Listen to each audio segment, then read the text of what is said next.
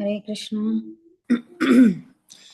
Hare Krishna, dear devotees. I welcome all of you to this Bhakti Sanga Japa Conference call for the mid-morning session of Sri Chaitanya Bhagavat. And so, thank you so much to every one of you for joining the call.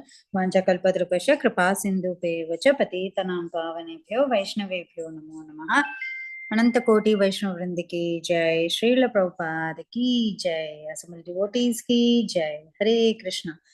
So today we will be moving on to our next session. But before moving on to the session, I would like to know who are all present on the call today.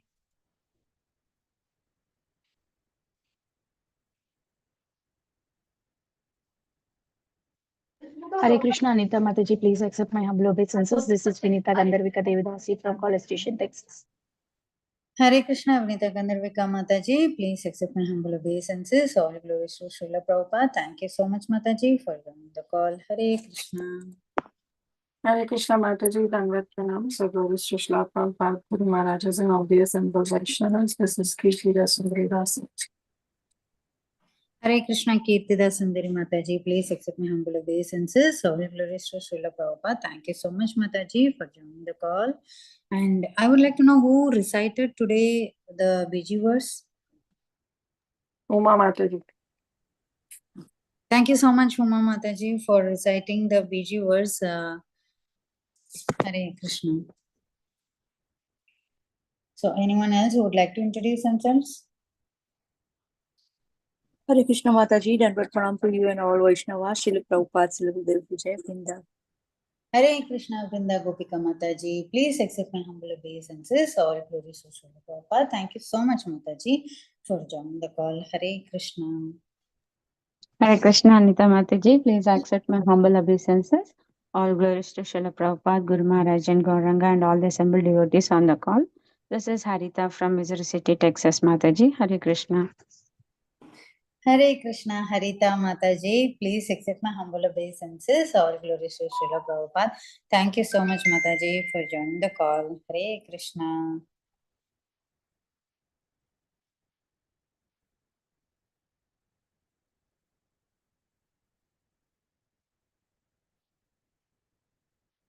Anyone else who would like to introduce?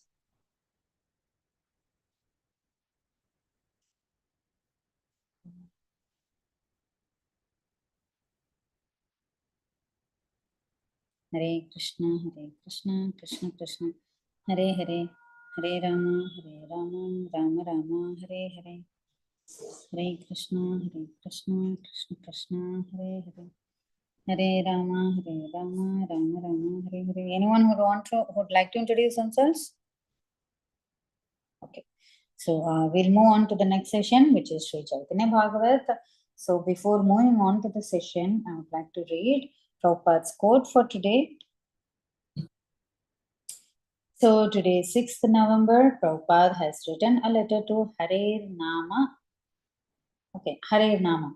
So on November 6th, 1969, Prabhupada has written, if one renders even a small amount of sincere devotion service, Krishna becomes obliged to elevate such person, and what to speak of one whose entire life and soul has been dedicated to Krishna's service. Hari Bol. So anyone who would like to tell the verse from Bhagavad Gita which says this Prabhupada's quote, if one renders even a small amount of sincere devotion service. Swalpe api dharmasya trayate mahto bhayat. Hari Bol. Yes, Mataji. I expected you only to answer. Thank you so much, Mataji, for that. So, thank you so much, dear devotees. Once again, I welcome all of you to this. Thank you for your quiz, Mataji. Thank you so much. Hari. I missed your answer, Mataji. Next time you also answer, Mataji. I know only to ask questions. I don't know to reply. So that's a note. So dear devotees, I once again welcome all of you to this Bhakti Sanga Japa Conference call. So today we will be moving on to our next session, that is Sri Chaitanya Bhagavat, which will be given by Her Grace Preeti Vilasini Mataji, and it is from Madhya Khanda, Chapter 17, verses from 21 to 31. Hare Krishna, Preeti Vilasini Mataji, please accept my humble obeisances. All glories to Srila Prabhupada. Thank you so much, Mataji, for giving us your valuable time and association. Over to you, Mataji. Hare Krishna.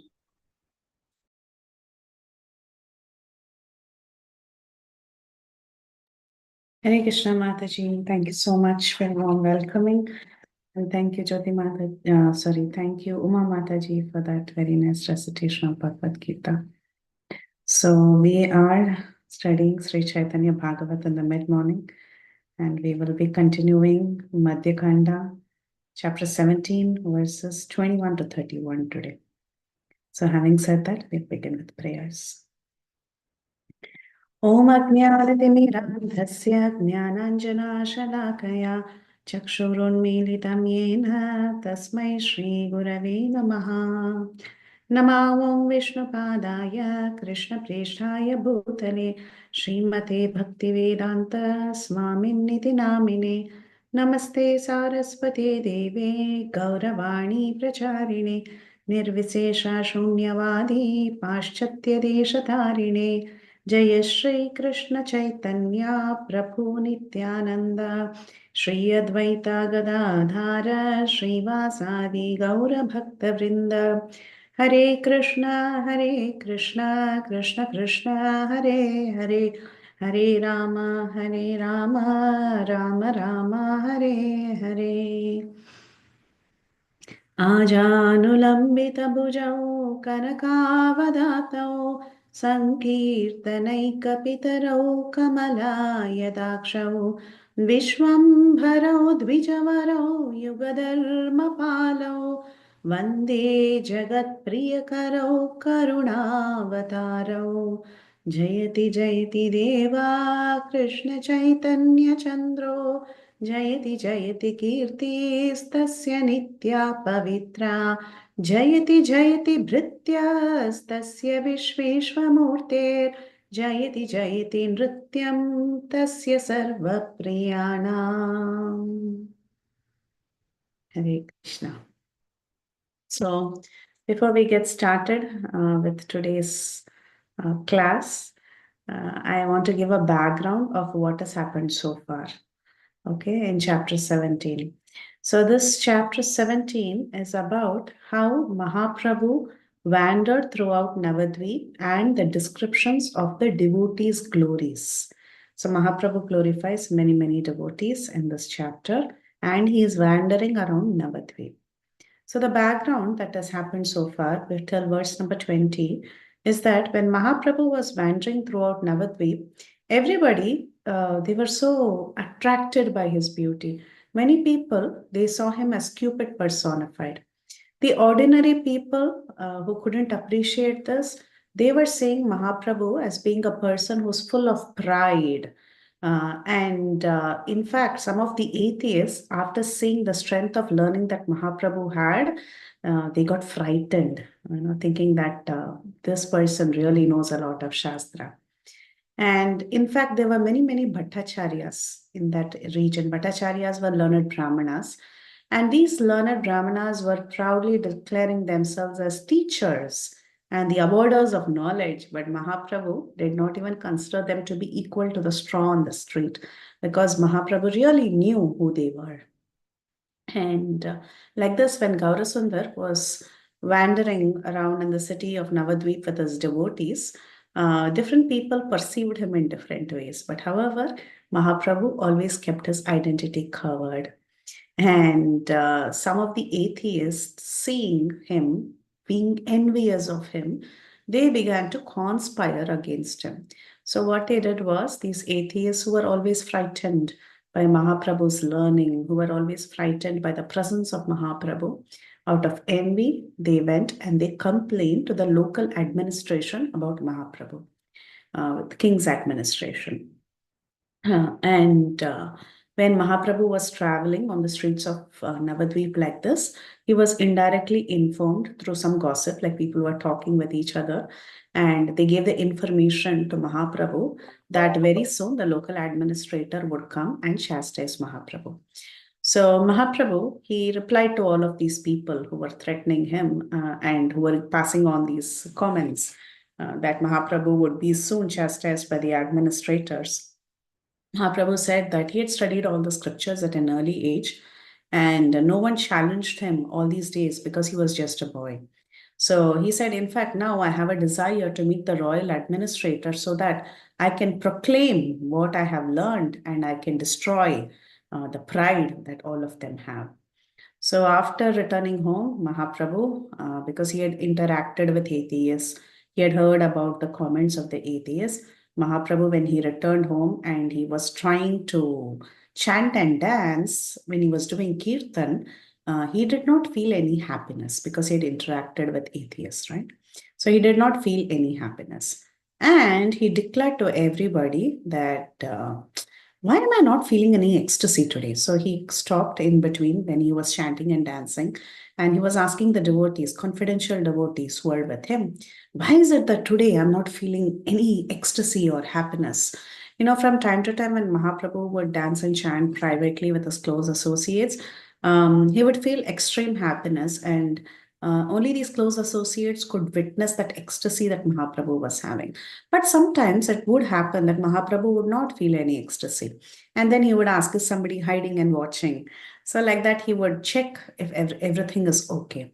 But at this point in time, Mahaprabhu, he was introspecting and he felt that maybe because he interacted with atheists, he's not feeling any ecstasy today.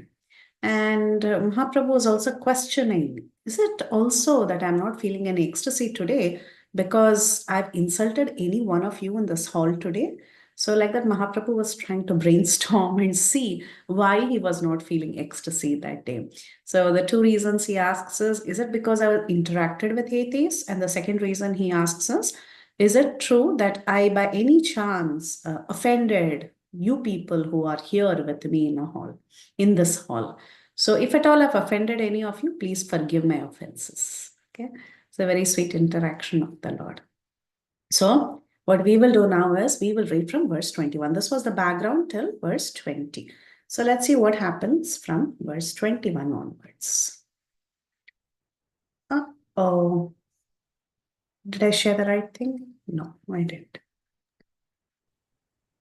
Share again. Okay, good.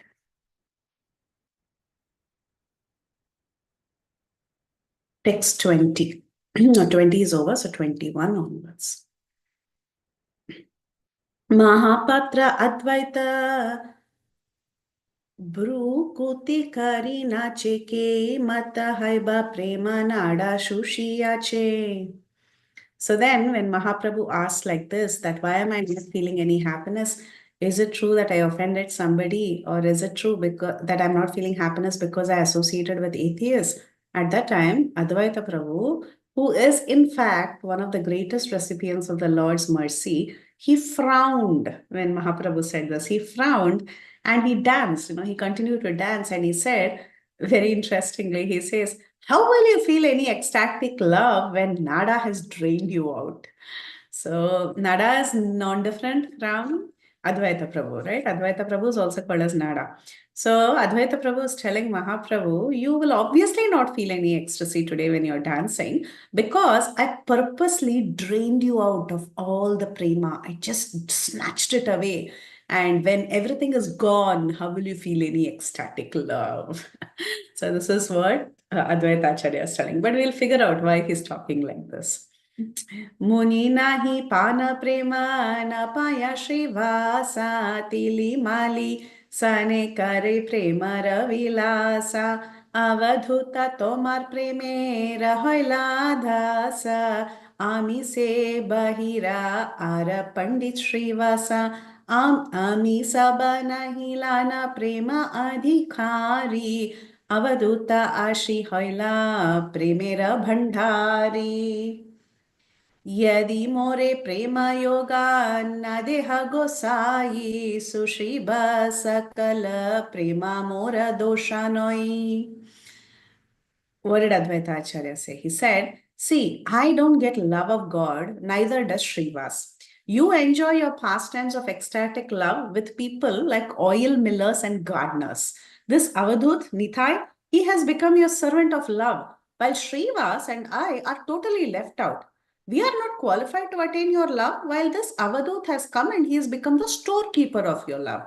Oh Gosai, if you do not award me your ecstatic love, then this is what I will do. I will drain it out. I will snatch it. I will take it away from you. Then you don't blame me. So very interesting chemistry between Advaita Acharya and Mahaprabhu. So Advaita Acharya is explaining to Mahaprabhu that you're not feeling happiness today because I purposely drained it out from you. Why did I drain it out from you? Because you're not giving me your ecstatic love. You're freely giving it to oil millers and gardeners. This Avdhut Nitai, he's a gardener. He is the maintainer of your storehouse of love. And this Haridas, he's an oil miller. He's an outcast, like that. Advaita Acharya is talking. So you're ready to go and enjoy pastimes with all these outcast people, but then great Brahmanas like me and Srivas, you want to keep away. That's why purposely, because you didn't give your ecstatic love, I will dry it up, then you don't blame me. So Bhakti Siddhanta Saraswati Thakur, he explains in detail. He says, see, Nimai, Mahaprabhu, you always remain intoxicated and topic of the Lord's pastimes of ecstatic love. But whom are you associating with in your ecstasy? You are only associating with persons of castes other than Brahmanas. So non-Brahmanas, you are going and associating very freely. Rather than discussing scriptures with learned Brahmanas like me and Srivas, you're simply associating with people of lower caste. Srivas and I are not receiving your love. What's the use of we being Brahmanas? You're not even giving your love to us. And this Avadut Nithai, he has become the only beneficiary of your love. And if you do not bestow your love on me, then I will simply drain it out. So it is a very sweet mood that Advaita Acharya was having. So Advaita Acharya could understand that this Mahaprabhu feels very close to Avadhut Nithai. He's very, very close to Haridas Thakur, but the same closeness he's not expressing towards me and Srivas. Is it because because we are from the Brahmana families, he purposely is ignoring us, thinking that we have everything? But we don't have everything. We are hankering for his love. So this is what Advaita Acharya was trying to express. Chaitanyera preme matta Acharya Gosai ki balaya ye karaya kichu smriti nai. Acharya Gosai was maddened with Lord Chaitanya's love. He did not even remember what he spoke or what he did. So in ecstasy, he was speaking like this. Sarvamate Krishna Bhakta Mahima Badaya Bhakta Gane Yata Vicheta Tai Vikaya. Krishna increases the glories of his devotees in all respects. They are able to sell him wherever they want. So this is a comment about Advaita Acharya. Advaita Acharya's mode.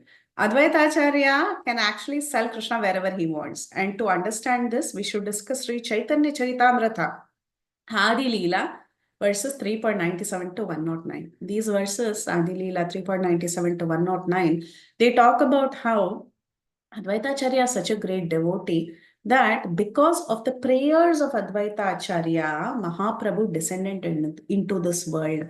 So that chapter, if you open Adi-lila chapter 3, it is about the external reasons of Lord Chaitanya's advent. And one of the most important external reasons why Lord Chaitanya himself came to this world is to please Advaita Acharya. That is the reason of one of the reasons of his descent into this world. Advaita Acharya is such a great personality. And he has full control over Chaitanya Mahaprabhu.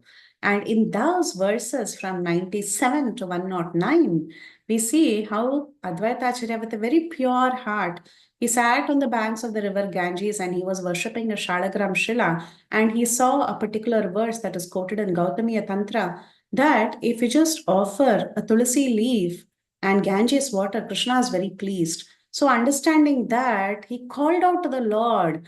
He worshipped the Lord and he called out to him, asking him to descend. He was telling, oh, this world is bereft of your mercy. Please come and inundate this entire world with your love. So one of the key reasons why even Mahaprabhu came to this world was because of Advaita Acharya.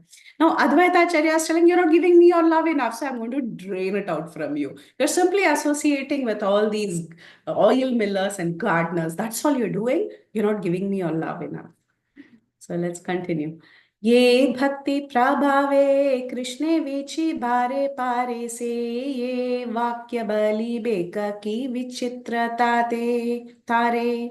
For one who can sell Krishna by the influence of his devotional service, what is unusual about speaking in this way? So Krishna, So we have Vrindavan Das Thakur who's explaining to us. He's telling, actually, this Advaita Acharya, he can serve Krishna by the influence of his own devotional service. So what is unusual for Advaita Acharya to take the liberty to speak like that? Nana rupe bhakta badayena gaura chandra ke bujite pare tana anugraha danda. Gaurachandra increases the glories of his devotees in various ways. Who can understand his mercy and who can understand his punishment? So it appears that Advaita Acharya is being punished. He's not being given mercy. Mercy is given only to Nitai and Haridas. The real mercy is forbidden. It's not given to Advaita Acharya. Is it true? It is very difficult to understand the mood of Gaurachandra. It's very hard to understand why he's treating his devotees in a particular way. Who can understand his mercy and who can understand his punishment? You all know the mood of Advaita Acharya and Nimai. Nimai always worshipped Advaita Acharya, right? So Nimai did not freely, intimately associate with Advaita Acharya as being his equal. He always considered Advaita Acharya to be worshipable. He considered him superior. So the kind of intimacy that Nimai had with Nitai is surely different from the way he treated Advaita Acharya. But does this mean that Nimai is not giving mercy to Advaita Acharya? Is it to mean that he's punishing Advaita Acharya? Let's figure that out. Actually, that will be the topic for today. How the Lord interacts with different devotees in various ways. And then I think this is the last verse for today. Thakura vishadena paya prema shuka hate tali suka hate tali diya nache advaita kautuka. As the Lord lamented due to not receiving the happiness of ecstatic love, Advaita joyfully danced while clapping his hands. So Advaita was very excited. He snatched everything, right? He drained out Nimai. Now Nimai was sad. Gaurasundar was sad. And he was thinking, oh, this Advaita, he took away everything. And Advaita was joyfully dancing, clapping his hands. See, I took away everything. And Advaitera Vakya Shuni Prabhu Vishwambhara Ara Kichuna Karila Tara Pratyuttara. After listening to Advaita's words, Lord Vishwambar did not make any reply. He was very sad. And then in the future verses, we'll see that he ran away. Even Nimai ran away. But we are going to stop screen share and we will discuss a few points from these set of verses. Especially, we will try to understand the mood of Sri Chaitanya Mahaprabhu and the mood of Advaita Acharya. Okay, so before we get started into the discussion, I have a quick icebreaker for everyone. You can raise hands. There is a raise hand feature on Zoom to answer. So I can unmute and you can give answers. So the question is, can you mention the name of a few devotees whom Krishna reverentially worships? Whom Krishna worships with a lot of respect? Yes, Parents. Sorry, Mataji. Yay, you're on Zoom. Yes, Mataji. I was thinking Yudhishthira Maharaj. Yudhishthira Maharaj, yes, that's a very classy example. Yudhishthira Maharaj. Sukakar Prabhu, and what's Prabhu, you're on mute, Prabhu. You have to unmute. Sudama is friend. Sudama is friend because he's a Brahmana, right? So Krishna worshipped him. He washed his feet and his dear wife fanned him. And he worshipped him as in the position of a Brahmana. Very nice. Thank you, Prabhu. Kirtida. Nand Maharaj, Mother Yashoda, Ugrasen Maharaj. Thank you for mentioning these. Nanda Maharaj, Yashoda, and Ugrasena Maharaj. That is a good one because we're going to discuss a little bit about Ugrasena. That's also a part of today's discussion. What about Akrura? Akrura? Akrura also. Yes, Akrura was like his uncle. Yes, he worshipped. Srimati Shri Radha Rani. Yes, when she's in Mon. Yes, that's true. Yes. Thank you. Thank you for that. Because now that you gave us some ideas about some devotees whom Krishna reverentially worships, we will get into the discussion and see how Krishna deals with different devotees in different ways. Okay. So Krishna loves all his devotees. Some devotees, they get easy access to his love because they're very, very close to the Lord. And while others, they may be close to the Lord, but they miss having these intimate dealings with the Lord because they are honored by the Lord. Actually, these devotees, they are not happy being honored by the Lord. The Lord gives them too much honor and respect, and that breaks their heart. They don't want to be, they don't want the Lord to be subservient to them. Rather, they want to be chastised by the Lord. They want to be punished by the Lord. They want to have these close dealings with the Lord. Now, this is the mood of Advaita Acharya. That's why Advaita Acharya was feeling so bad and he forcibly drained out the love that Chaitanya Mahaprabhu was feeling. And this Advaita Acharya, you all know this, that he's non-different from Mahavishnu and Sadashiva, right? You can see the same mood that Advaita Acharya is having in the case of Mahavishnu as well as Sadashiva. To understand that, we'll go through these two pastimes of Mahavishnu and Sadashiva, feeling the same thing about the Lord. Okay. So this is there in Srimad Bhagavatam. When Arjuna once visited Dwaraka, there was a Brahmin who gave birth. I mean, his wife gave birth to a child. And as soon as the child was born, the child died. Now, this was very unusual in that time and age because the kingdom was ruled by Ugrasen, Krishna, and all these great Yadavas who were very, very dharmic, who were very pious. And in spite of such a kind of rulership, there was a child who died before the father. So it was a big deal. Okay. So the Brahmin, he takes the corpse of the child and he goes to the assembly of Ugrasen and he begins to blame the king. He says, what kind of rulership is this? How could the child die before the father? And Ugrasen did not have any answers. They didn't understand how this could happen. But then eventually, for this Brahmana, continuously 9 sons died. When the 9th child died also, again the Brahmin took the corpse and he went and he put the child in front of Ugrasen's assembly and he started blaming the king and he lamented very, very heavily. But this time, when the 9th child died, by chance, Arjun was there in the assembly. And when Arjun heard this news that a child has died, Arjun got very angry and he was thinking, how can this happen? I will come and give you protection. Oh, Brahman, next time when you have a child, call me. I will come and I will award protection to you. And then the Brahmana was telling, what are you talking? Krishna, Balaram, Pradyumna, Aniruddha, Ugrasen, all these great heroes are here. And when they are not able to save my child, how can you save my child? But then Arjuna starts giving big promises. He says, oh, don't say that. I am Arjuna. I can do anything. I've even pleased Lord Shiva and I've received the Pashupatastra. So what can I not do? I will protect your child. So when your 10th child is born, next time when your wife gives birth, I will be there and I will protect the maternity room. Okay. So when that, then eventually the wife gets pregnant and again she's ready to deliver the child. So now Arjun, he goes there to the maternity room and he starts protecting the maternity room with a big shield of arrows. So he's got everything ready and he was 100% sure nobody can come and take away the baby. But this time it was very funny. Though Arjun did all this, till suddenly the child that was born, before it could even touch the earth, it just vanished into the sky in the self same body. Okay.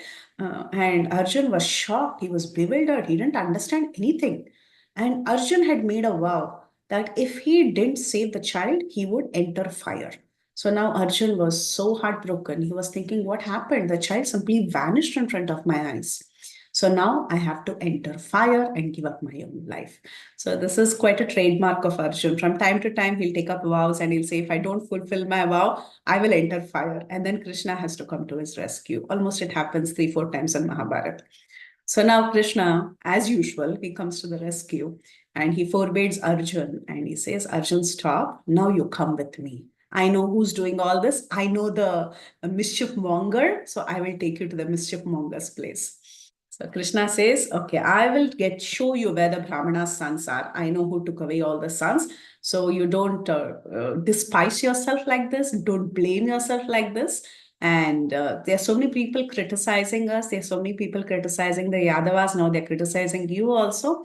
But let's go. Let's go on this mission and establish our spotless fame. Let's simply go to this place who has and meet the person who has actually kidnapped these children. So then Krishna, he invites Arjun to join him on the chariot. And they have this beautiful divine chariot of Krishna that starts flying off and it goes towards the western direction. And the Lord's chariot, it passes through 7 islands of the middle universe, and then it passes through all the mountains and oceans, and it even crosses the Loka boundary of this entire Bhumandala. And after it crosses the Loka mountain, it enters the region of total darkness. So if you read the 5th canto of Srimad Bhagavatam, you can see the entire structure, the cosmology of the Bhumandala. So after the 7 Saptadvipa, the 7 islands separated by different oceans, and also separated by mountains, there is this Loka mountain. Beyond that, there is a region of darkness called Alokavarsha.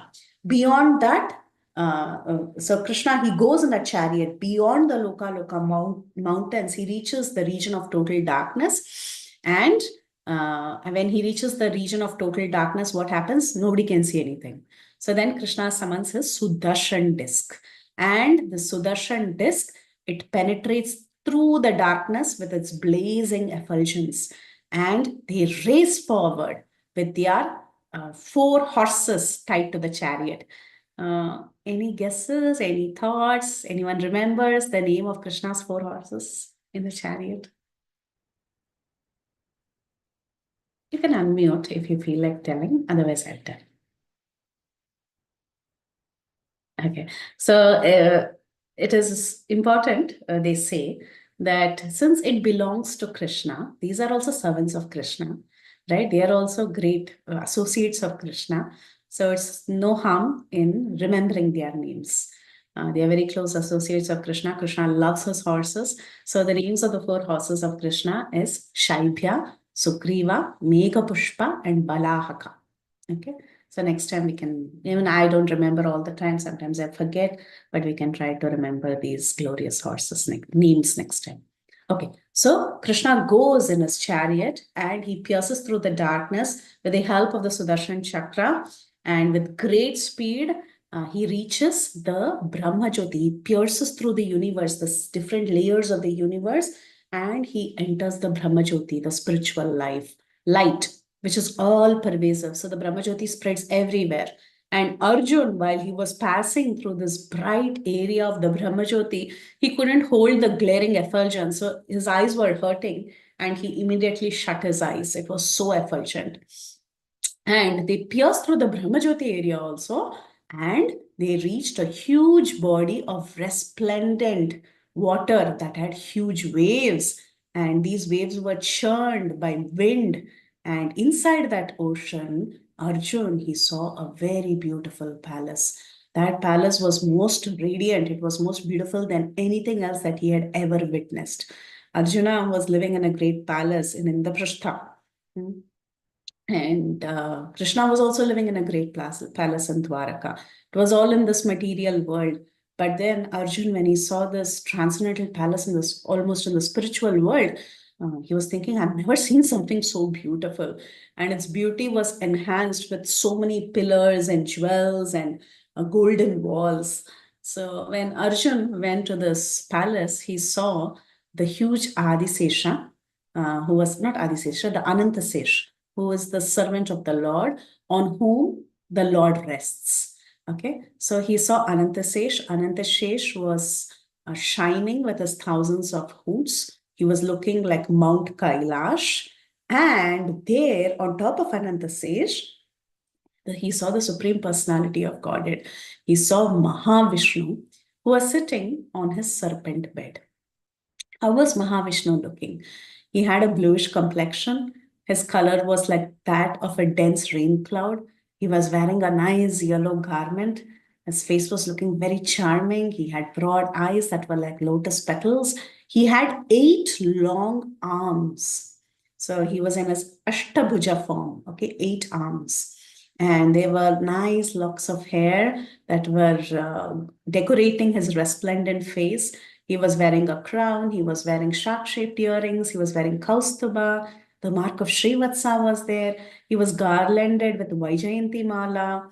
And he was surrounded by all his personal associates like Nanda, Sunanda, the Chakra, Sudarshana, the Shankha, the Panchajanya, all of them in their personified forms. And Pushti, Shri, Kirti, Aja, and all his different mystic powers, they were all serving him. So Arjun could have the darshan of Mahavishnu or Karanodakashayi Vishnu right there in the middle of the Karana ocean. Now, at that time, what did Krishna do? Now, where did they go? They suspected that somebody had taken away the children of the Brahmana, right? So the suspicion obviously seems to be pointing at Mahavishnu. So they thought Mahavishnu has taken away the children. So when Krishna and Mahavishnu came face to face, so remember, we are equating Mahavishnu and Sadashiv to Advaitacharya. So we are going to equate the moods and see how the moods are. So when Krishna saw Mahavishnu face to face, what did he do? He folded his palms and he offered his homages, or he offered his namaste, okay, with a lot of respect. Vandana, he offered vandana.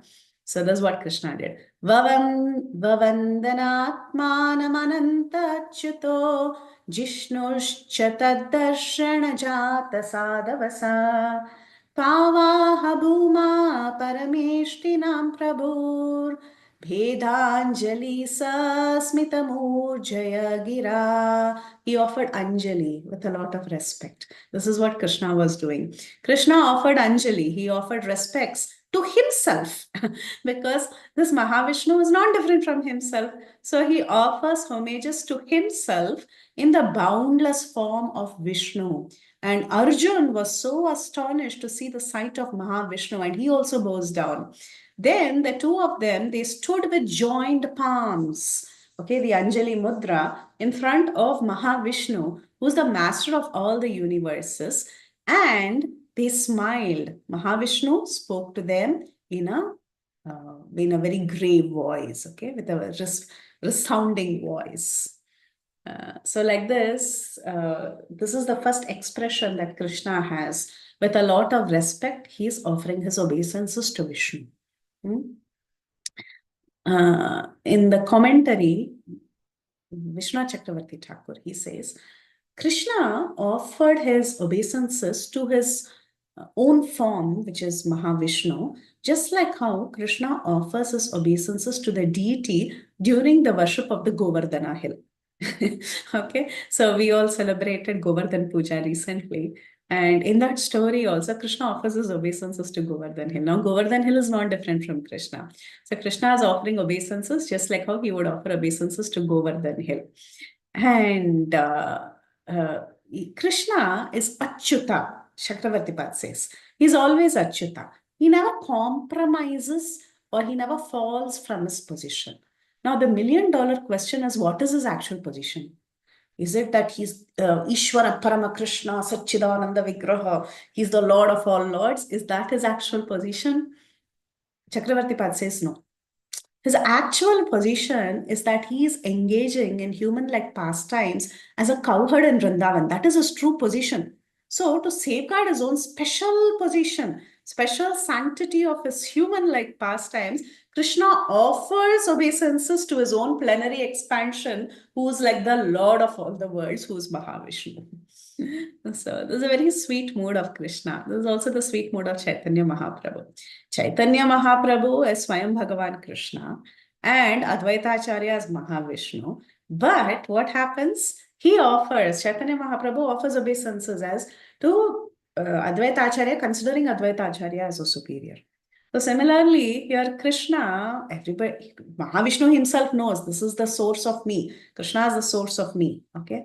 But still, Krishna, he doesn't want to compromise his own original position of being a cowherd boy, simple cowherd boy. So he offers obeisances. So, but how did Mahavishnu look like in front of Krishna? Mahavishnu appeared before Krishna and Arjuna as Bhuma. This word says Bhuma. Bhuma means one who's supremely opulent. And not only that, there is another adjective used, Parameshtinam Prabhu. So that means the Prabhu who has so much multitudes of millions of universes that is emanating from him. He's the Lord of all the universes. So this Supreme Lord in his position, Mahavishnu, is speaking to Sri Krishna, who's not ready to compromise his position as a cowherd boy. With full authority, he begins to speak. And in his mind, Mahavishnu is thinking that don't worry, Krishna, I will show my superiority in front of Arjun. At the same time, I will also tell Arjun that I emanate from you. You are my original source. So to follow that, Mahavishnu, he says, the next verse, he says, he tells Krishna and Arjun, I brought the Brahmin sons here because I wanted to see the two of you. That is why I brought them here. Now, in this one sentence, Mahavishnu is accomplishing two things. He's telling that I was the one who brought you here, meaning he's showing that as if he's superior in front of Arjun. But then in the second part of the line, he says, I wanted to see both of you. I'm so eager to see both of you. I'm feeling separation from both of you. I hanker to see both of you, especially his hankering to see Krishna. So in the second part of the verse, Mahavishnu is very cleverly also telling that I am nobody. How can I, meaning I am actually emanating from the Lord and I have this intense desire and hankering to see the Lord, the Supreme Lord Krishna, and worship him. Okay, so he says, I brought the Brahmana's sons here because I wanted to see the two of you who have descended to this earth to save the principles of religion. So he says, finish your business and then come back soon. He says this to Arjuna and Krishna. And immediately, Krishna and Arjuna, in a very submissive way, they fold their palms and they chant Om. That means when you chant Om, you say, yes, I will execute your order. So having said that, they again bow down to the Supreme Lord Mahavishnu and they go back to Dwaraka, taking the Brahmana's sons with them. So like this, they take back the Brahmana's sons. So, but why did Lord Vishnu say that he took away the Brahmana's children out of a desire to see Krishna? Why did he say that? Yeah, that too, it appears that he has a very long time desire to see Krishna. Why couldn't he simply come to Dwaraka and see Krishna? The next question. Okay, what did Mahavishnu say? I had an intense desire. I wanted to see you and Krishna. For that reason, I took away the Brahmana's children so that I could see you. Right? So now the question is raised, why couldn't he simply just go to Dwaraka and see? After all, Mahavishnu is the creator of the universe and he holds all these universes under his control. But it appears that he couldn't see Krishna and Dwaraka directly because Krishna doesn't allow anyone to see him without a special sanction. So Krishna doesn't like that. You see, when Krishna interacts with demigods, these demigods are big personalities, right? So when they come and pay obeisances to Krishna, actually Krishna doesn't enjoy that because he feels his cowherd mood will be spoiled. Like when Brahma came and offered prayers, if you read the 14th chapter of the 10th canto towards the end, you will see that Krishna will act like as if, I don't know who you are. I mean, why are you disturbing me? I was playing happily with my cowherd friends and who are you offering obeisances? So he doesn't like his mood to get disturbed. So he doesn't want Mahavishnu to come there and meet him in one sense. Now, Mahavishnu, he is also non-different from the Lord, and the Lord is celebrated as Namo Brahmanya Devaya Go Brahmana Hitaya Cha. So why did this Mahavishnu unnecessarily torment a Brahmana? Why did he put that Brahmana through so much distress, killing all, I mean, not killing, but taking away all his sons, right? It appears that he's torturing the Brahmanas. Why was he stealing Why was he stealing? He could have just probably sent a servant of his. Mahavishnu has so many servants. He could have sent some servant to go and bring the children. Why did he have to personally come and take away the children? Because in that verse, Vishnu says, I personally took away all the children so that I could see you. Why did Mahavishnu take so much effort to personally take all the children? The reason is because if he had sent some servant, Krishna wouldn't have reacted much. But if Mahavishnu himself is creating so much mischief by taking away the children one by one, it will trigger the heart of Krishna, and Krishna will think, hey, why is this Brahmana being tormented like this? Why is Mahavishnu personally doing all this? What does he want? Okay, he wants my audience. Okay, I will go and I'll give my audience to him. So thinking like that, Mahavishnu himself, he comes and he torments the Brahmana, because Mahavishnu knows Krishna will be very upset if the Brahmana is tortured like this continuously. And he understood it was Mahavishnu's personal intervention. So Krishna decided to go and give his darshan to Vishnu. So like this, Advaitacharya has a similar mood of Mahavishnu. Mahavishnu has a similar mood of Advaitacharya. And Advaitacharya is also not different from Sadashiva, right? Sadashiva. He's such a sweet personality. There is a nice part of Brihad Bhagavatamrita where the interaction between Narada Muni and Sadashiva is it is being told that Narada Muni, once he went in search of the greatest devotee who has received the Lord's mercy, who's received Sri Krishna's mercy. So first he begins by interviewing a Brahmana in Prayag who's worshipping a Shalakaram Shila. And that Brahmin says, actually, I'm not a great devotee. You should go to a king in south of India. He has a huge temple for the Lord and he's worshipping the Lord very gorgeously. He is indeed the person who has received the greatest mercy of Sri Krishna. So Narada Muni, he goes to the southern kingdom, and there the king says, what am I? I'm just a small tiny king of a small piece of land. But think about Indra. Indra, he's a demigod. Not only that, he has the Supreme Lord as his own brother. He's such a great personality. So he's the one who's received the greatest mercy. So go and talk to Indra and your desires will be fulfilled in meeting the greatest devotee of Sri Krishna. So Narada Muni, he goes to Indra Loka. And Indra says, is this a joke? I have offended the Lord in so many ways. I created this huge rain and storm in Govardhan and I troubled him. And I'm known for making so many offenses. It is out of his causeless mercy that he's Upendra and he's with me as a brother. But then from time to time, he vanishes. He goes to different places. He's not staying with me all the time. So you go and meet Lord Shiva. And this is our target. We want to see how Lord Shiva was feeling. So he says, go and meet Lord Shiva. And he's the greatest of all Vaishnavas. And he has the total mercy of Lord Krishna. So just go see him and you'll understand who Lord Shiva is. So Narada Muni, he goes there and he sees Lord Shiva in Sadashiva Loka. Okay. There he sees this very resplendent, beautiful form of Lord Shiva. And he starts glorifying Shiva in various ways. He says, oh, you are the one who has received the greatest mercy from Sri Krishna. You're so close to the Lord. The Lord considers you as his own. You're even the Gunavatar of the Lord. And the whole world celebrates your glories. I'm so fortunate that I have seen the person who has received the greatest mercy of Sri Krishna. And Shiva is like very bewildered. He's closing his ears and he doesn't want to hear all this. And Narada says something very interesting.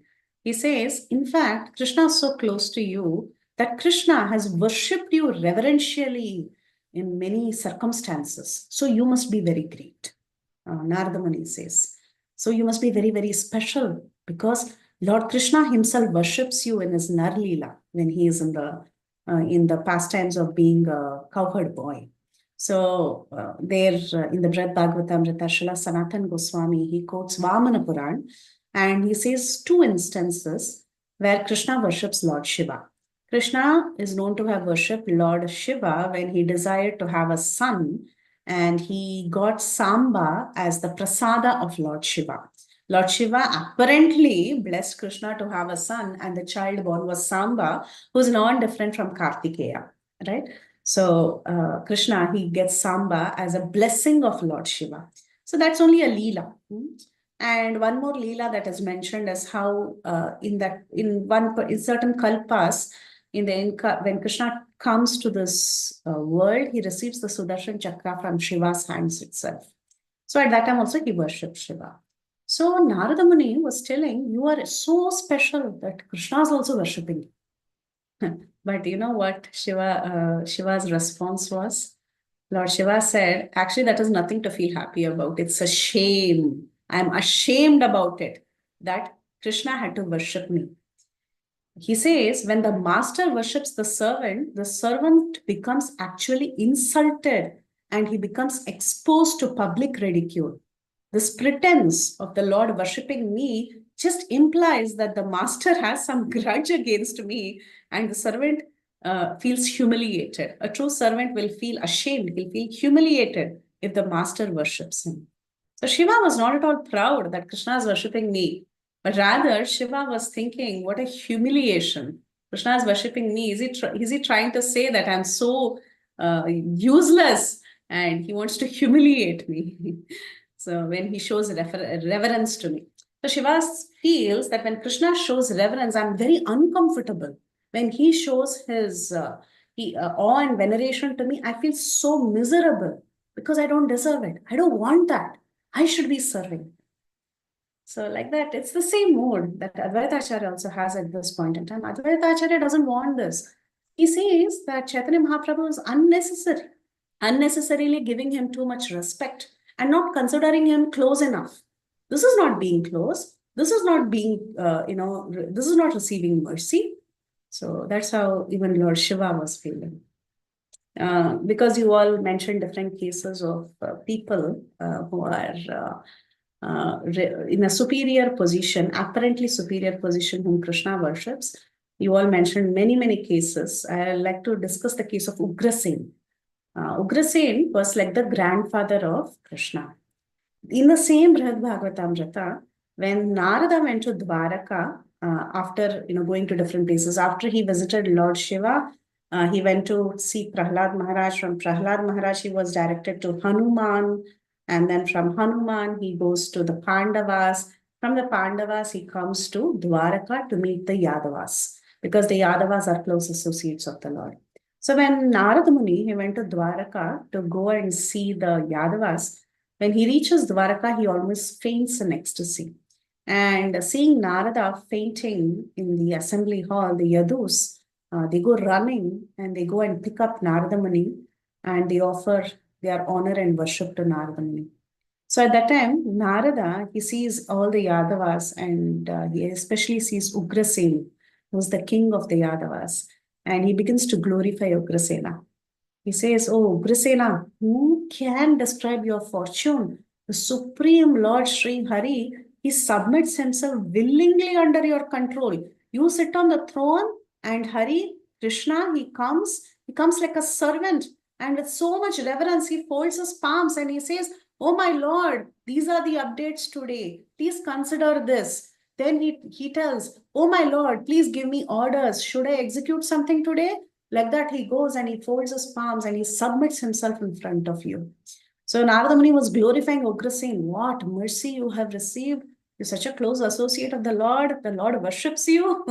So at that time, Ugrasen said, actually, Narada Muni, what are you talking? Uddhava is the one who's very, very fortunate. He is very close to Krishna. He is a friend. He's a servant. He's a minister. He's so close to the Lord. The Lord never leaves his company. It is said that without Krishna's order, Uddhava doesn't even leave Krishna's presence in his palace. In his personal palace also, Uddhava is present. But however, how much ever I beg Krishna, Krishna doesn't stay in my company. I don't get that blessing that Uddhava gets. I am deprived of this pure love because of this degraded occupation that I have taken up of taking care of the kingdom. Because I am a king, I am deprived of his love. He honors me. You think I take delight in that? No, the real honor that and delight that I take is when I can serve the Lord. In fact, all this honor that he's showing me and his worship of me only makes me feel more tormented and I feel more and more cheated. And Sanatana Goswami, he quotes Harivamsha and he says that once Ugrasen, he stood at the city's gate to receive Krishna, okay, when Krishna was coming. But Krishna, he came and he told Ugrasen, please never do this again. You are the king of Mathura. How can you act like this? How can you come like a servant and wait on me? It can never be like this. You should not offer me all this Argya, Patya, Achamaniya, and so on. Please don't give all this to me. You're the king. I should worship you. So, like this, Ugrasen says, when he talks like this, it breaks my heart. But that is my position. Unfortunately, I'm the caretaker of this kingdom. That is the service that Krishna has given me. So he says, no other devotee can be cheated like me. He never enjoyed it. So the bottom line is that devotees, they don't like to be worshipped by the Lord. Devotees or even the Lord's expansions like Mahavishnu, Sadashiva, or Advaita Acharya, they don't like to be worshipped by the Lord. They want to worship the Lord. They want to have that intimate feelings of association with the Lord. Like how Nitai is so close to Nimai. They want to have that kind of association. So since Advaita Acharya was a senior person in age, he didn't like Lord Chaitanya worshipping him. And he was thinking, oh, that Avadut, he gets all the mercy. This oil miller, he gets all the mercy. But Brahmanas like us, you're unnecessarily just worshipping us. So it's actually quite interesting how the Lord, he becomes the property of the materially impoverished. We read this, right? Aktvam akinchana gochara. Kunti Maharani says, you are automatically the property of the materially impoverished. Actually, Krishna, he holds the Brahmanas in great respect. He worships the Kumaras, right? In that pastime when the Kumaras go to see the Lord, at that time he worships the Kumaras, he worships the sages, he glorifies them. He says, they are very, very dear to me. And what does he say? Krishna says, you're dear to me, I will do anything to please you. That's how Krishna addresses Brahmanas. I will do anything to please you. I can even give up my own life. Like that he says. But to the impoverished devotees, the Akinchana ones who say, we have nothing but you, what does he do? He gives himself to them. This is what Advaita Acharya is feeling. He's telling, when you see me, you're telling you will do anything to please me. But when you see Nitai and you see Haridas, you're ready to give yourself to them. That much mercy we are not getting. So there's a slight difference. Like you see in the pastime of Ramachandra. Ramachandra, he associated with all sorts of people. He gave intimate affection to Vanaras like Hanuman and Sugriva. He gave his affection to a vulture like Jatayu. He associated with a demon like Vibhishan as his own. He associated with tribal people like Guha and Shabari, and he was ready to give himself to them. But what did he do with the sages of Dandakaranya? He said, may I serve you? I'm ready to do anything for you. So that is how the Lord is. And Lord Chaitanya, he was doing this, and Advaita Acharya was feeling very bad. Now, is the complaint of Advaita Acharya really valid? Is really Lord Chaitanya partial? So that answer is actually given in this chapter. As we read this chapter, as we go forward in the later verses, we understand that Lord Chaitanya was also not truly considering Advaita Acharya as someone who's superior. I will keep him at a distance. I will not give him my real mercy. Chaitanya Mahaprabhu was not doing that. Actually, we will understand that very soon. When we are close to someone, what do? We take full liberty with them. We share our heartfelt feelings with them. Sometimes when we are angry, what do? The first person we scold is our spouse because we are very close to them, right? So the first person, when we are very disturbed, we are very angry, we show our anger on a person we are very close to. It happens with everybody. So we take liberty to show our anger towards them. We chastise them because we consider them as our own, right? So we will see that very soon, eventually in this chapter, Lord Chaitanya actually gets angry with Advaita. He chastises Advaita. He leaves Advaita's company. And later when Advaita stops eating and he faints, and then Chaitanya Mahaprabhu, he speaks to Advaita Acharya later and he tells Advaita Acharya through an analogy of a king an administrator and a guard, how he actually took the liberty to be angry with Advaita Acharya, and that way, by giving the punishment, by giving the chastisement, he is expressing his closeness to Advaita also. He has not left out Advaita Acharya. So that we will figure out as we go through the future verses of this chapter. But we have 5 more minutes, 6 more minutes, and we'll play a quick Jeopardy game. Okay. Now the theme of this Jeopardy game will be the chastisement of the Lord. When the Lord is chastising someone, what's happening? The Lord is giving mercy, right? Sometimes a worshipable person is also chastised. Now, these worshipable people can be demigods, they can be superiors, they can be someone the Lord considers at a higher level. But still, to show mercy even to those people, the Lord takes the liberty to chastise them. So we will see many such examples in Shastra through a game. Okay, quickly start the game. We'll try to finish as soon as possible. You can raise hands if you like to figure out these people who were chastised by the Lord but yet worshipable. Yes, Vinita Gandharvika Mataji, which one do you want? Mataji, 100, first one. Okay. So this is the statement of the Lord. The Lord said to whom you should find out. Just as it is dangerous to feed milk to a snake, so it is dangerous to give benedictions to demons who are by nature ferocious and jealous. The Lord is scolding this person. He's a worshipable person, but the Lord is scolding him to show mercy. I warn you not to give such benedictions to any demon again. Whom is he chastising here? Brahma. Brahma. Yes, Brahma. Very nice. Thank you. Okay, it is. Oh, why it's not revealing the name? It's supposed to reveal. Brahma, Lord Brahma. Okay. Next. Sukakat Prabhu, go ahead. 200. Huh? 200. Okay. The Lord said, these servants of mine have transgressed against you, not knowing the mind of their master. I shall therefore deem it a favor done to me if you order that, although reaping the fruit of their transgression, they may return to my presence soon, and the time of their exile from my abode may expire soon before long. He's actually chastising 2 sets of people at the same time at this point. And one set is actually very worshipable by him.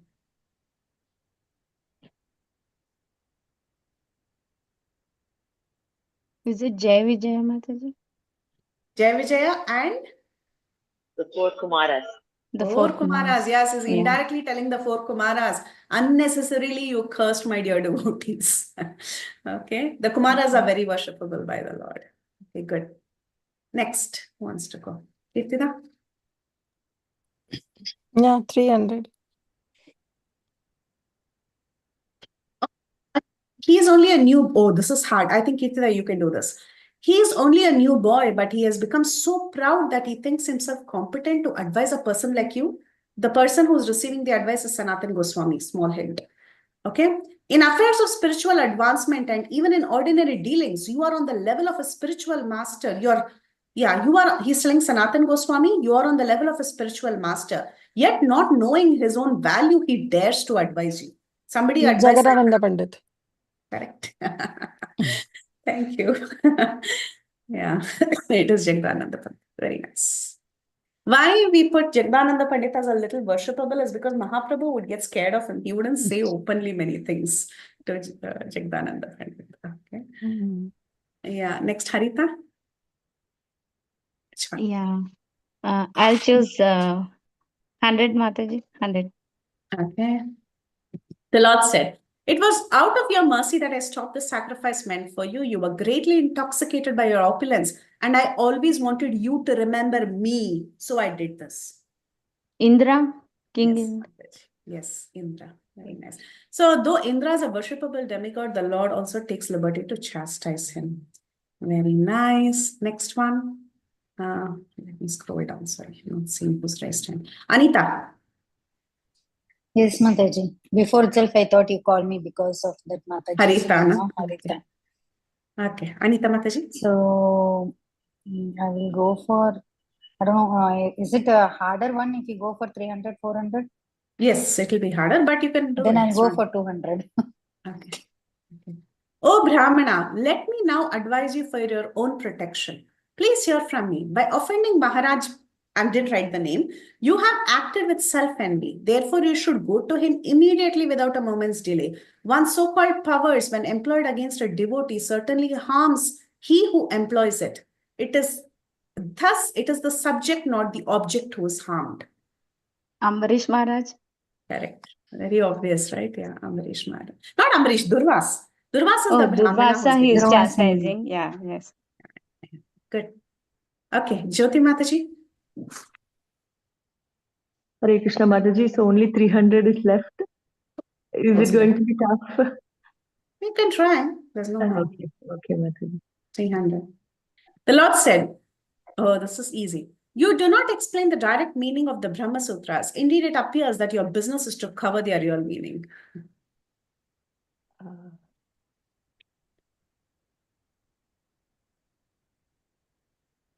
Not very Mataji, sure. can I try? Yeah, Narada? go ahead. Huh? Narada Muni to Vyasadeva? Okay. Advaitacharya. No.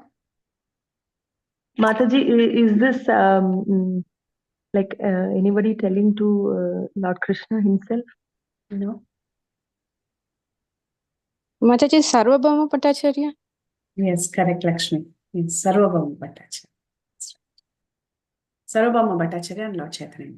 Chaitanya said this to Sarvabhauma Bhattacharya, who was teaching him. Yes, and then later he gives us mercy by showing his Shadguj form. Okay.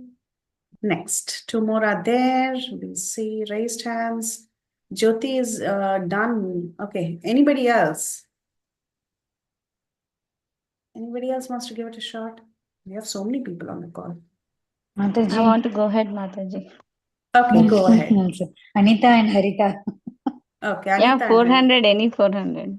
Okay. Blank is offended the lotus feet of Advaita Acharya. Unless the clue is there here, unless she nullifies this offense at the lotus feet of the Vaishnava, it will not be possible for her to achieve love of Krishna. Satyamata. Satyamata. Very Sachimata. easy. Correct. You kept the easy Everybody one got at 400, huh?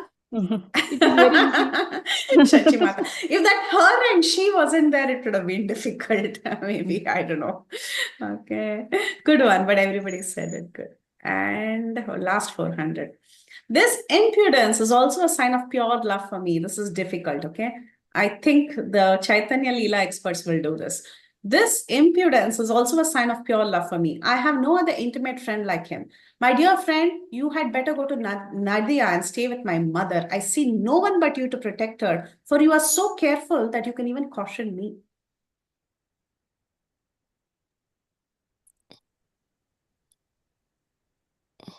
Gopal. Hey, no. The Think impudence. about his name. He's telling him to go to Nadia to be with his mother. Narasimha Brahmachari? No, you're getting close. All of you are getting close.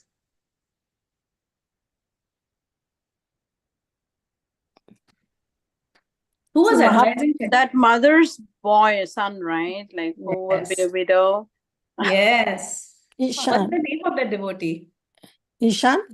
Some No. brahmachari. No. You're all getting close.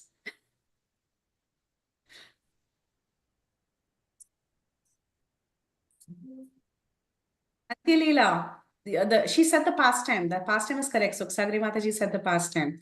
The widow whom Chaitanya Mahaprabhu was talking to, this person comes and chastises Mahaprabhu. And Mahaprabhu says, you better go to Nadia and stay there. Why does he say that?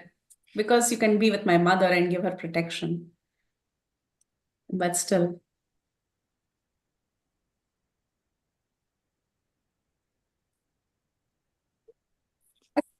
Toughest. Okay, I'll give you a clue. If I tell this, everyone will know. The name ends with Pandit.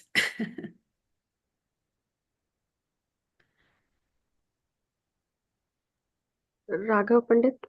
No, Raghav Pandit, no.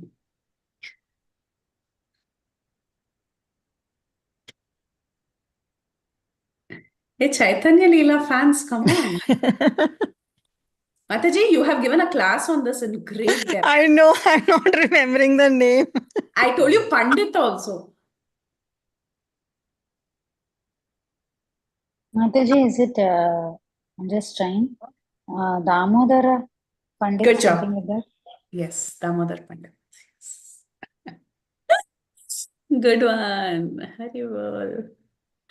Okay, so there are devotees whom the Lord also freely chastises as a mark of his love. That way, he gives us mercy and he doesn't keep them away.